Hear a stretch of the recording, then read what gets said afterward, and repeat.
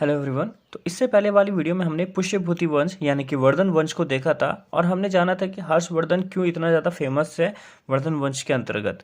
ठीक है, अगर आप लोगों ने वो वीडियो नहीं देखी है तो प्लेलिस्ट चेक कर लीजिए। एंशिएंट इंडियन हिस्ट्री के अंतर्गत वो सारी की सारी वीडियोस आपको देखने को मिल जाएंगी। आज हम इस वीडियो में जो है त्रिपक्षीय संघर्ष को देखेंगे, साथ में पाल वंश गुर्जर प्रतिहार वंश को डिटेल में देखेंगे। ठीक है, और फिर आने वाली इसके बाद एक वीडियो और बनाऊंगा, उसमें इसको खत्म कर देंगे हम। ठीक है, जिसमें कि हम राष्ट्रकूट वंश को देखेंगे। ये जो त्रिपक्षीय संघर्ष है, यहाँ पे जो ये ईयर लिखा हुआ है मैंने 750 से 1200 ईस्वी, ये कंफ्यूज मत होना इस ईयर से। ठीक है, देखो त्रिपक्षीय संघर्ष तो बेसिकली ना तीन साम्राज्यों के अंदर देखने को मिलता है। जो पाल वंश होता है, गुर्जर प्रतिहार वंश होता है और राष्ट्रकूट वंश होता है। ठीक है ना, इनके बीच होता है। ठीक है, लेकिन यहाँ पे जो ईयर मैंने लिखा है ये एक्चुअली पूरा का पूरा राजपूत काल को डिफाइन करता है, जो 750 से 1200 ईस्वी तक रहता है। यानी कि ये जो समय है ये चल रहा है हमारा पोस्ट मिडिवल इंडिया। ठीक है, अब इसके बाद जो है यहाँ के बाद से जो हमारा मिडिवल इंडिया है वो शुरू हो जाएगा। ठीक है, तो पोस्ट मिडिवल इंडिया के अंतर्गत हम इस त्रिपक्षीय संघर्ष को पढ़ रहे हैं। ठीक है, तो चलिए वीडियो को शुरू करते हैं, इसको और डिटेल में समझते हैं। 600 ईसा पूर्व से और 600 ईस्वी तक लगभग 1000 वर्षों तक भारतीय राजनीति का केंद्र मगध था। ठीक, और जिसकी राजधानी कहाँ थी? पाटलिपुत्र थी।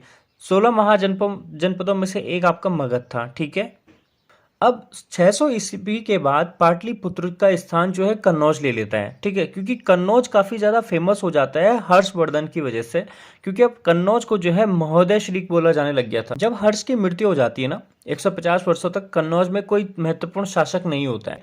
फिर धीरे धीरे जो है ना, बंगाल बिहार में जो पाल वंश होता है, मालवा राजस्थान तथा गुजरात में गुर्जर प्रतिहार वंश होता है, और दक्षिण भारत में जो है राष्ट्रकूट वंश का आधिपत्य होता है। तो ये तीनों में जो इन तीनों की जो है नजर होती है कन्नौज पे। तो ये तीनों जो है कन्नौज का अधिकार मतलब हथियाना चाह रहे थे, तो जिसकी वजह से त्रिपक्षीय संघर्ष शुरू हो जाता है। त्रिपक्षीय संघर्ष का मूल कारण जो था, कन्नौज की राजनीतिक महत्ता थी, उसका उपजाऊ क्षेत्र था और व्यापारिक मार्गों पर इसका स्थित होना था। ठीक है, ये क्योंकि व्यापारिक मार्गों मतलब बीच का एक चौराहा था, जिससे कि हर किसी को मतलब यहाँ से लाभ उठाना था। अब त्रिपक्षीय संघर्ष की जो शुरुआत होती है वो गुर्जर प्रतिहारों ने की थी, तो इस संघर्ष में सफलता भी उन्हीं को मिलती है। सबसे पहला आता है तुम्हारा पाल वंश। पाल वंश को समझिए बहुत डिटेल से।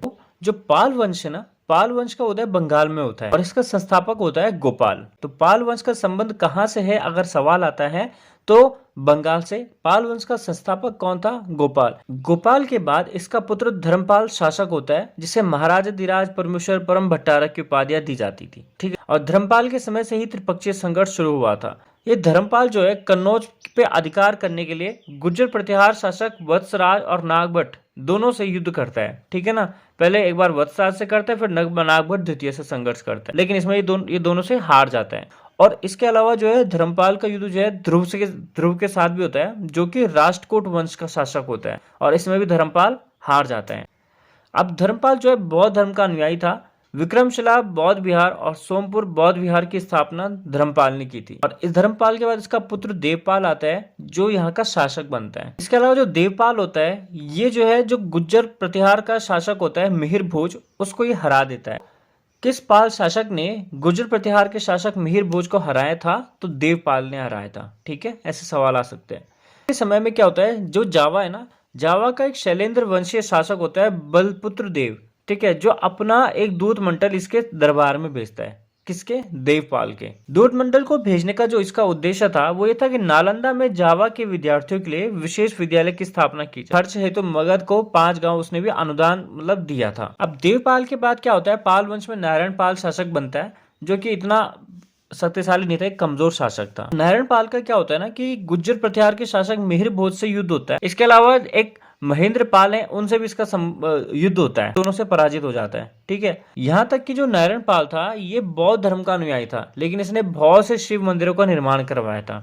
जब नारायण पाल मर जाता है, महिपाल शासक बनता है, और महिपाल को जो है पाल वंश का द्वितीय संस्थापक बोला जाता है। तो कभी सवाल आ सकते हैं कि पाल वंश का द्वितीय संस्थापक कौन था? तो महिपाल था। पाल वंश का जो अंतिम शासक था मदन पाल था, और इसकी जो मृत्यु हुई थी वो 1161 ईस्वी में हुई थी, ठीक है, और इसके बाद जो है पाल वंश का अंत हो गया था। याद रखिएगा, पाल वंश का अंतिम शासक कौन था? मदन पाल, क्योंकि ये पूछा जाता है। पाल वंश का प्रथम शासक कौन था जिसने पाल वंश की स्थापना की थी? गोपाल। पाल वंश शासक कर रहे होते हैं तो 400 सालों तक इन्होंने शासन किया, लेकिन इनकी राजधानी कंफर्म नहीं थी। लेकिन कुछ जो राइटर्स जो हैं वो बोलते हैं कि पाल वंश की जो राजधानी थी वो मुद्दिगिरी थी, जिसे मुंगेर कहा जाता है। तो कभी सवाल आ सकता है कि पाल वंश की जो राजधानी थी वो कहाँ थी? तो मुद्दिगिरी थी। ठीक है, मुंगेर नाम से याद रखिएगा।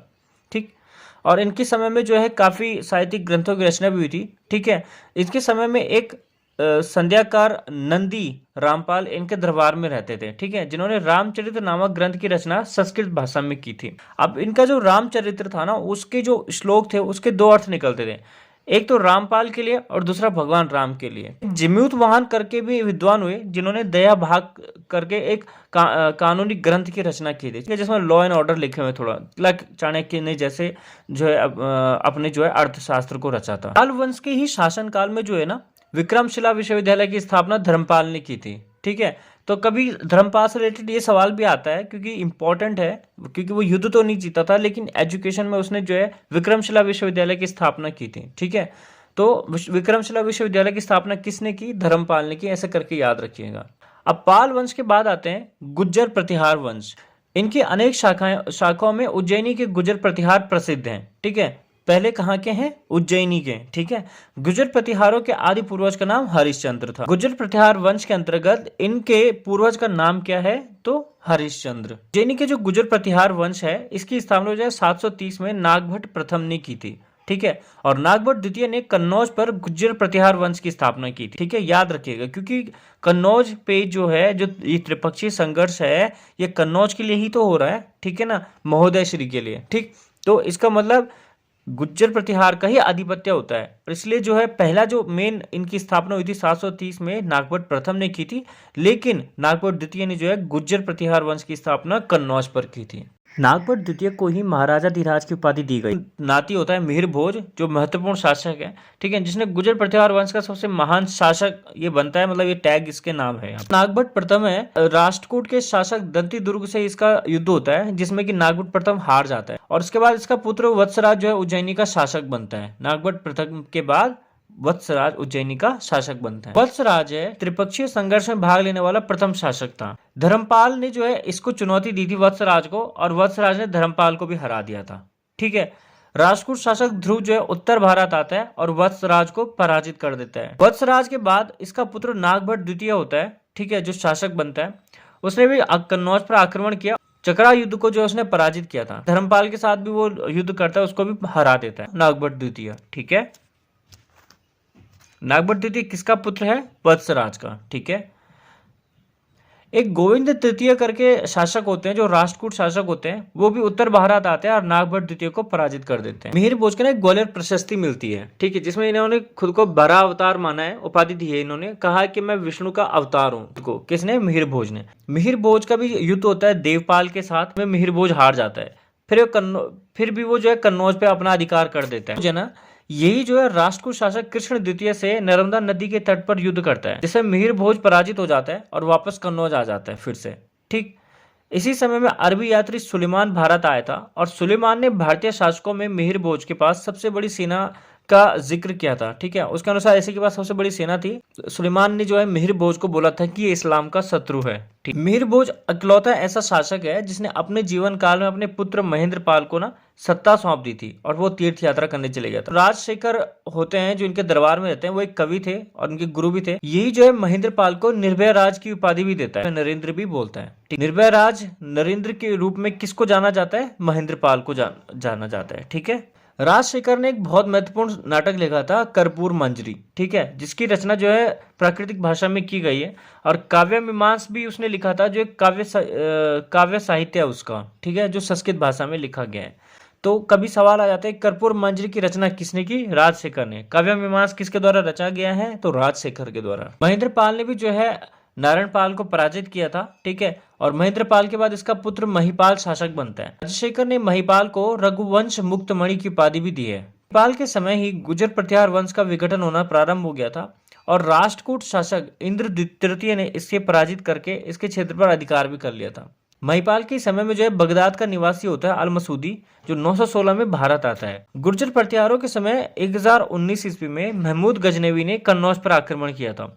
इस समय यहाँ का जो शासक था वो था राज्यपाल। क्या होता है ना, जब ये राज्यपाल यहाँ से भाग जाता है, गजनवी तो वापस चले जाता है, लेकिन उसके बाद जो है चंदेल शासक आता है एक विद्याधर करके, वो क्या इसको फिर पकड़ता है, दोबारा राज्यपाल को ढूंढ के पकड़ता है, बाद में उसको मृत्युदंड दे देता है। ठीक है, चलिए इसके बाद जो है हम राष्ट्रकूट राजवंश को देखेंगे, फिर मालवा के परमार वंश को देखेंगे, फिर इनका साम्राज्य के युग का संघर्ष क्या था वो सारी चीजें, और चंदेल वंश को भी देखेंगे। ठीक।